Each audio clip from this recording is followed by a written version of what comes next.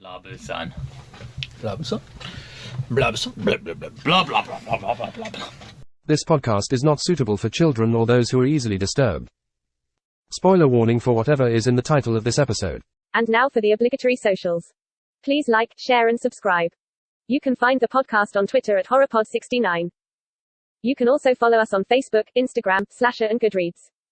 Become part of the Disturbed community by asking for the Facebook group and Discord links. Send dick pics to the horrorofbabylonpodcast@gmail.com. Support the show at patreon.com/thehorrorofbabylon. In closing, you can let your friends know that The Horror of Babylon is available on YouTube, Apple Podcasts, Spotify, Audible and all other major podcast apps.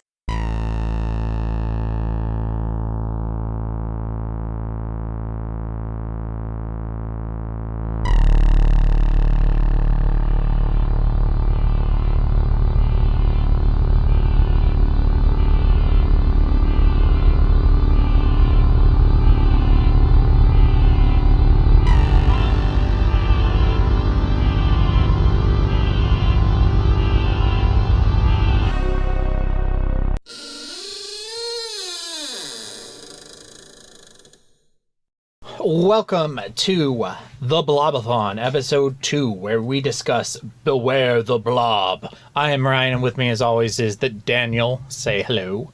Blah, blah, blah, Blah, blah, blah, blah, blah, blah, blah. And thank you to our patrons, Abigail, the First Breaker of Chains, Mother of Dragons, and Logan, the Full Metal Patron. And for Horsemen Comics and Gaming, which is sponsoring this episode because they are at the $25 tier, which means we do 2 movie episodes for them per month. You can visit them at the Morgantown Mall in Morgantown, West Virginia, or at the mall at Robinson in Pittsburgh, Pennsylvania, and say hello to Ronald III, the Blob of Christmas. I'm just picturing a big blob with his face now. The only trigger warning I want to give is some people get really upset by animals getting killed in movies. So And that happens. That happens multiple times. And neither of us had seen this before. They kind of lead you to believe that some kids died, but then they kind of they scooted back on it. I was actually mad about that. Yeah, I was that they scooted back. I was. Because I was like, that was my king. No, because I was like, well, they had some balls. I made a note that I'm going to give this movie props. It kills cats, it kills dogs, it kills children, it kills the handicap. Yeah. And I was like, oh, well, maybe not kids, but Yeah. I mean, presumably it killed some kids, but it never shows it. The vampire's a pure myth, superstition. I may be able to bring you proof that the superstition of yesterday can become the scientific reality of today. All right, so jumping into background, this movie is also known as The Blob 2 or The Blob Returns. I think it's Son of the Blob. more commonly known as Son of Blob. It had a budget of an estimated $150,000. So, Too much money. Well, it's a comparable amount of money to the first one, which had $110,000. The first one looked a million times better. I don't know. Like I thought the Blob itself looked a little better in this movie, but I'm just talking. All the characters looked like they were on grainy footage to me when I'm sitting here watching this. I didn't really have that impression. Maybe it's not a fair comparison. I thought it looked better than Ring Kazenban. Okay, that's fair. But Ring Kazenban was filmed on video. It was literally filmed on video. But it's also like 25 years after this was made, so it doesn't look great. I agree with that. Its box office take has not been published. It was directed by Larry Hagman. This was the only movie he ever directed. What? He directed some amount of TV, including episodes of I Dream of Jeannie and Dallas. When he was casting this movie, he was literally going to his neighbors and asking them if they wanted to get blobbed. And several of the people in this movie are his neighbors. That explains the acting.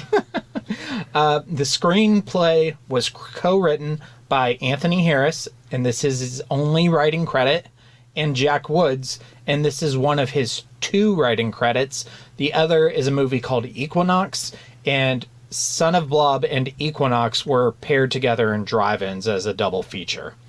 Jack Woods actually has more credits in the sound department, and he worked on the original Star Trek movies. I kind of want to watch Equinox, so I know who to lay more of the blame at for my enjoyment of the film. Me, personally, I think my main issue is writing. I do want to point out we don't normally credit cinematographers, but the cinematographer of this movie was Dean Cundy, who worked on Halloween, The Thing, all 3 Back to the Future movies, and Jurassic Park. So, you know, some of the most celebrated movies of all time. So this movie was originally intended to release in December of 1971. The marketing department decided to hold it back and release it in the summer of 1972 to go after the drive-in audience, which we don't know how this movie did. I imagine it did badly, but I'm guessing it probably did better as a summer movie than it would have as a December movie. Especially as a double feature. Yeah, in drive-in. And then that helps echo back to the first one that did so well as a drive-in movie. Yeah. And this is the first time the name Son of Blob was used. When it was released in drive-ins, I don't know if it's the initial or a re-release, it was paired with Equinox, which was Jack Woods' other film, and it was named Son of Blob. It did hit television in 1974. There was a double feature DVD released with the original film where this movie was titled Son of Blob, and it has a Blu-ray release that came out in 2016.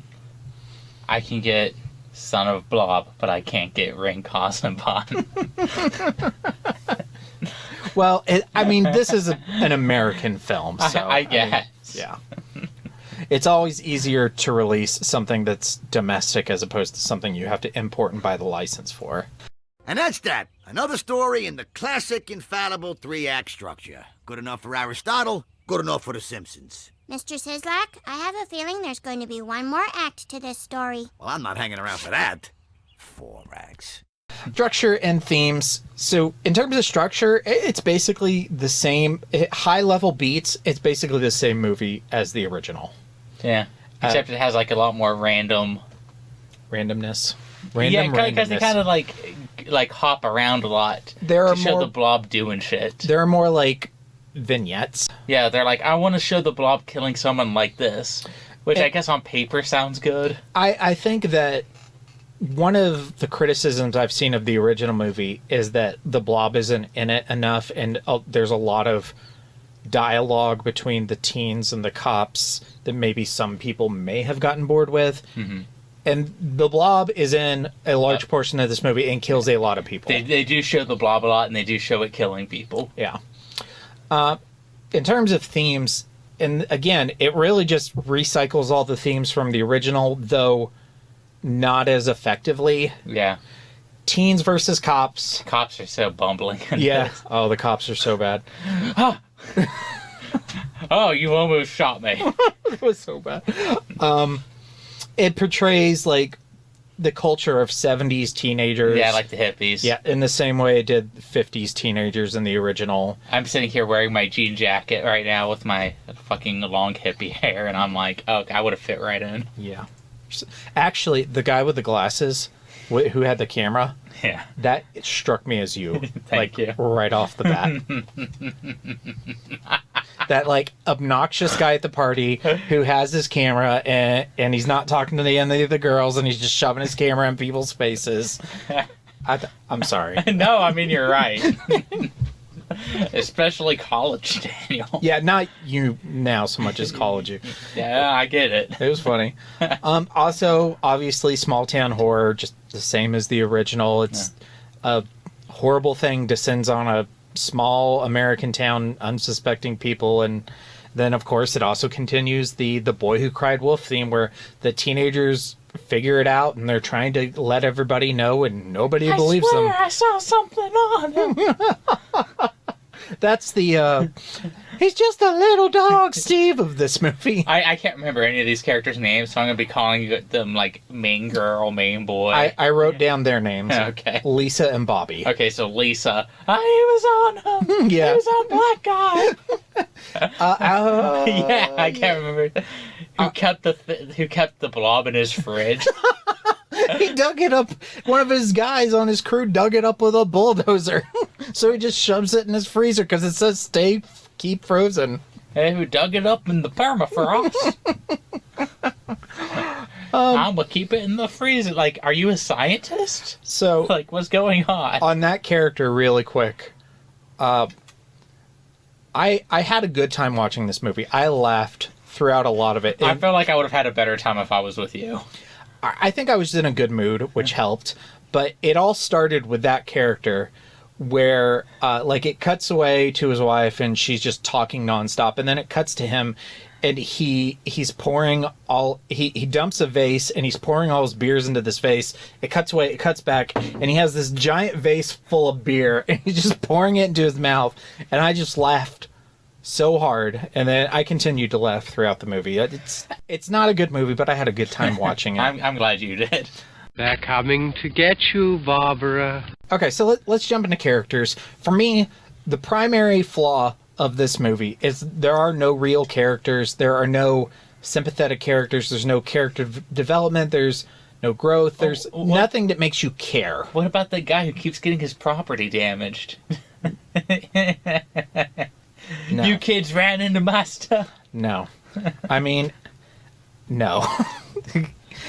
He's still bitching about that when the blob is, like, killing people. After the blob is killed, he hops out of the box and he's like, nobody is leaving here until I know who's going to pay for this. And, like, who is going to pay for this? You think your insurance agent is just going to show up and go, oh, yeah, we cover the blob. We cover blobs. Don't worry, you're covered. What an ass. But that's, like, the point. Like, horror movie characters don't necessarily have to be likable, but when 98% of the characters in a movie are totally obnoxious, it hurts. Yeah. And a lot of these characters were just simply annoying. Like, they talked too much, they said stupid things. This version of the sheriff. Yeah, the sheriff was such a prick. Which actually I liked the stinger ending with him getting killed by the blob. What? But yeah, he was a total prick, which is in total contrast to the original film where I don't know if he was the sheriff or if he was the police chief or whatever, but Dave, the main cop, he was just like the good guy. Yeah, I'm good cop. I'm good cop. But yeah, I mean, to me, the main, if I could consolidate it to one thing, it's that there are no real characters and the people in this movie are mostly obnoxious. Yeah. For characters, there's a huge cast in this movie. There's so many. So many people. All I have is, I have our two main characters, which are Lisa Clark, played by Gwen Gilford, and Bobby Hartford, played by Robert Walker. And then, so we'll talk about them, and then we'll talk about anybody else that jumps out. Things on my car. She's like my least favorite characterization of a protagonist, just constantly hysterical. And I'm not criticizing her, like the person herself, for being scared. Like, I would probably be hysterical too, but that's her entire character. Yeah. Is just screaming and panicking. I wanted to give you a good birthday. I had a great birthday. Yeah. And then Robert Walker was okay, but he's not Steve McQueen. No, who is Steve McQueen? Only Steve McQueen. Steve McQueen is Steve McQueen. So, I mean, that's a hard act to follow, so I guess props to him for trying. But he's not Mr. Blue Eyes. No. Oh my god, no. Were there any other, like, characters in this movie that jumped out at you as being good or bad? There was that one fat dude who got arrested. The Russian guy? Yeah. That was another time where I laughed for like a full 60 seconds when he like throws his dog at the blob. He's in the bathtub with his dog. The blob starts coming in under the door. He like shoos his dog out of the tub. It's like, go take care of that. And he bails out the window, leaves his dog to die, and goes running down the street naked. I thought it was so funny. I'm sorry. People are going to think I hate dogs. I don't. You're the anti-Dean Koontz. You'd kill all the dogs. I thought he was funny. I'm guessing you didn't think he was that funny. I didn't think he was funny. Again, I probably would have had a better time if I was sitting there watching it with you. Part of it's probably because we just watched The Blob. So I'm like, man, I wonder what the follow-up's like. Very poor. Yeah. And I'm also like a super big fan of the remake. That should be our pre-show for the remake. Or the Ring remake is the top 5 remakes. Okay.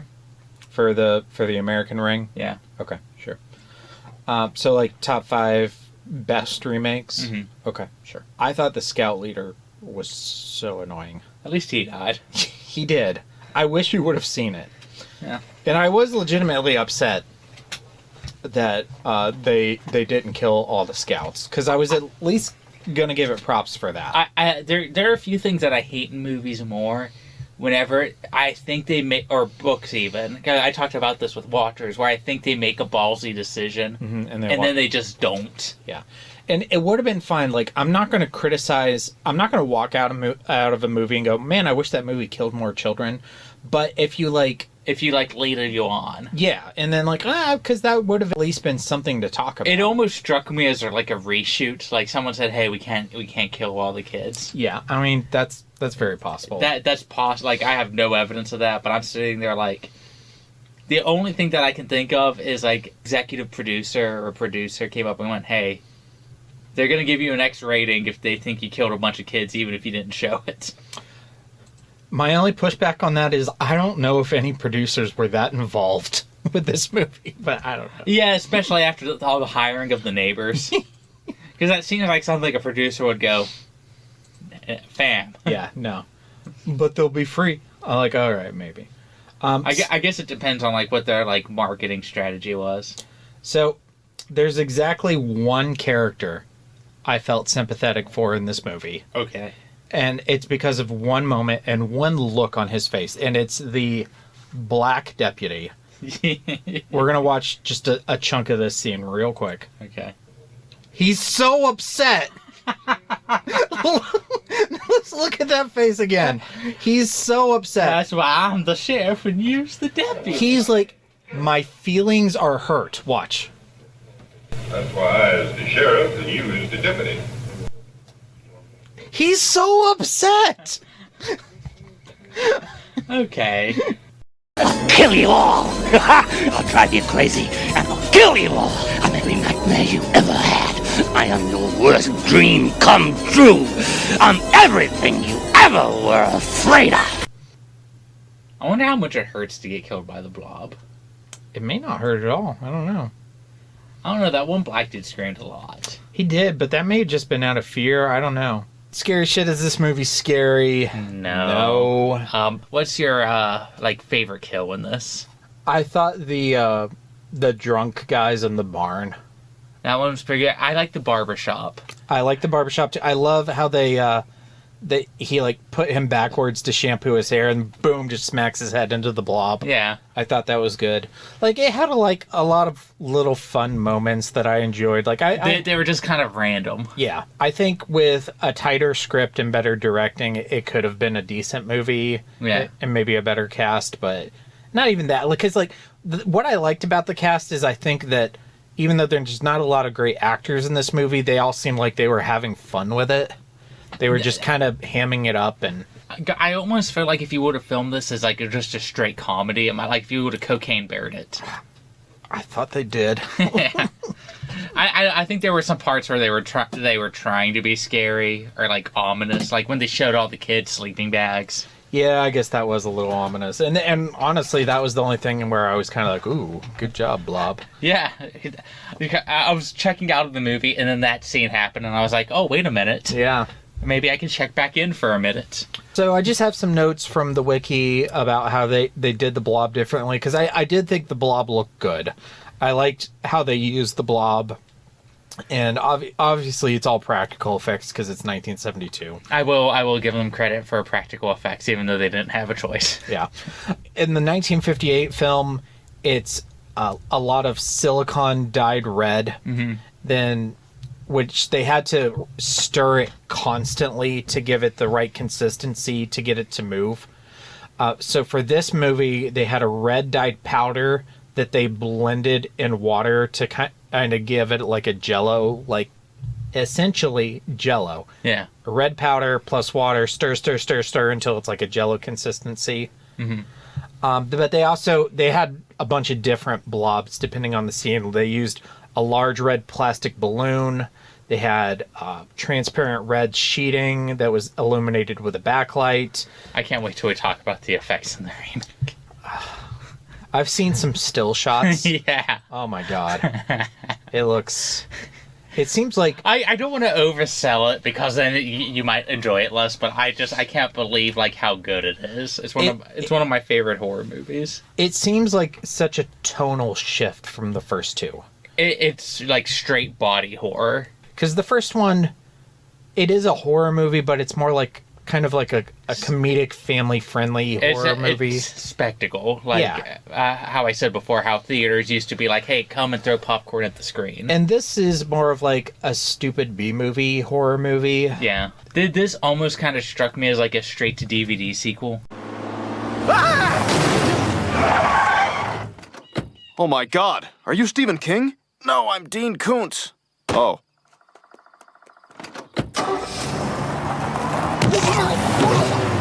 Kings and Koontz. For my King, like, I went through, like, a lot of things. But actually, I think what I'm just going to say is just the bowling alley scene in general. Yeah. It's not quite as good as the movie theater scene from the original, but I think it's comparable. I enjoyed it. I think that is my King. My King is the cat. Oh, they killed the cat? Yeah. No, just the cat intro, because I got to stare at a kitten for like what, 5 minutes? Felt like 5 minutes. Yeah, it did feel like. My secret King is actually avocado sandwiches. He mentions them 3 times. They're pretty good. And I laughed. I laughed so hard. I thought it was absolutely hilarious. I woke back up once because I was laughing about avocado sandwiches. Did you ask her to make you some? No, we don't have any right now. Might get some tomorrow. And then my King, I mean, just the characters in general. I think if we just had even one character that we really cared about, I think it would bump this movie up like a whole letter grade.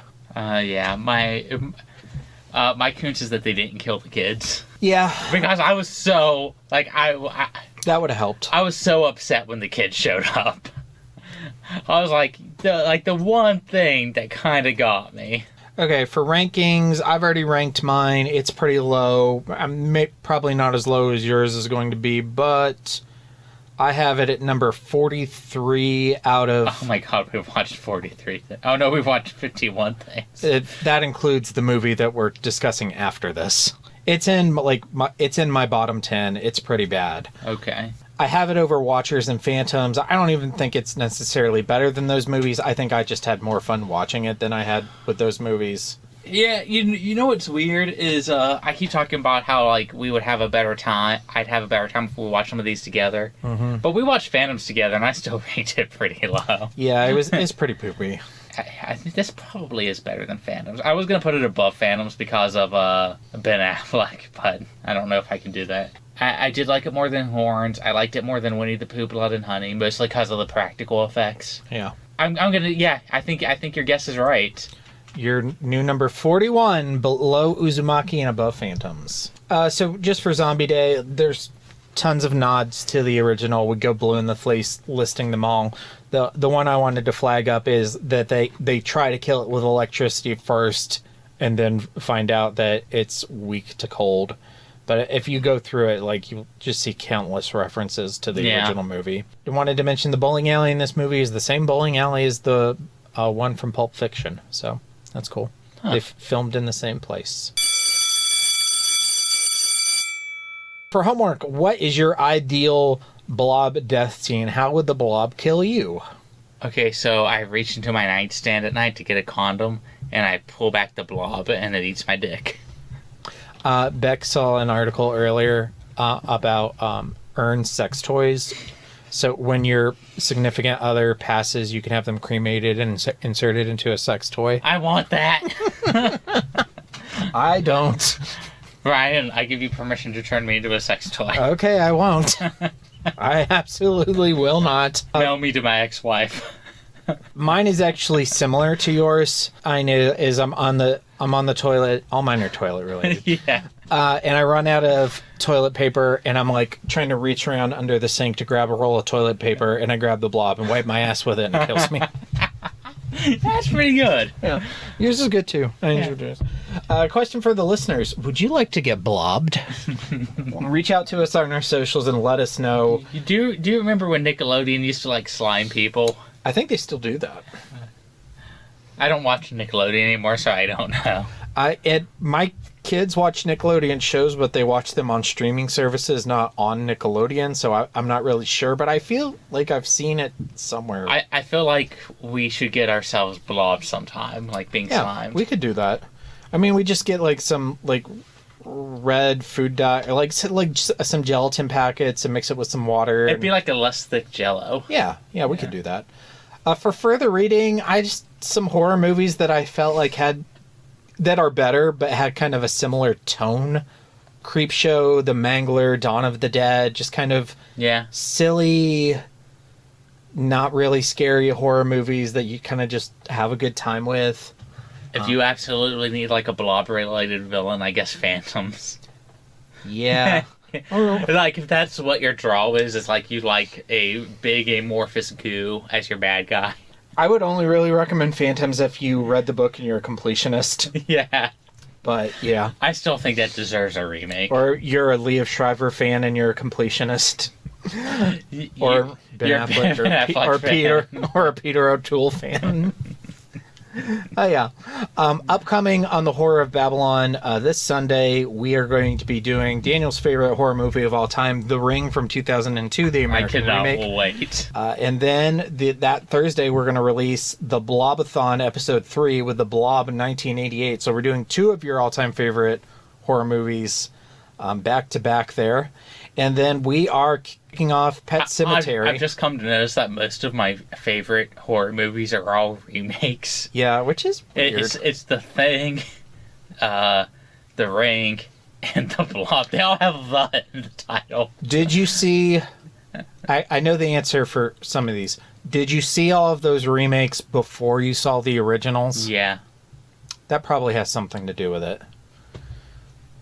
I just think a lot of them are about the only like remake that I've seen after I saw the original is probably like Let the Right One In. I haven't seen either of those. It's also a really good book. Awful lot of pedophilia in it though. Yeah, you sure do like books about that. So the Sunday, May 21st, we're doing Pet Sematary, and then the blah blah blah blah blah blah blah. All right, thank you to our patrons, Abigail, the First Breaker, Chains, Mother of Dragons, and Logan, the Full Metal Patron. And thank you to Horsemen Comics and Gaming, which you can visit at the Morgantown Mall, Morgantown, West Virginia, or the Mall Robinson in Pittsburgh, Pennsylvania. And say thank you to Ronald III Blob of Christmas, who is the person who said yes to this Blob-a-Thon project of horribleness. And again, the reason we did this was because he wanted us to review this movie specifically, because this was the first movie that ever gave him nightmares as a child. I can see that, like, if you saw this as a kid and you saw, like, somebody getting eaten by the blob. I think literally any horror movie could freak out a child under the right circumstances. Yeah. Yeah. And a lot of non-horror movies. Like, one of the things that freaked me most out as a kid was The Dark Crystal, and still does a little bit to this day. Yeah, puppets kind of do that to me.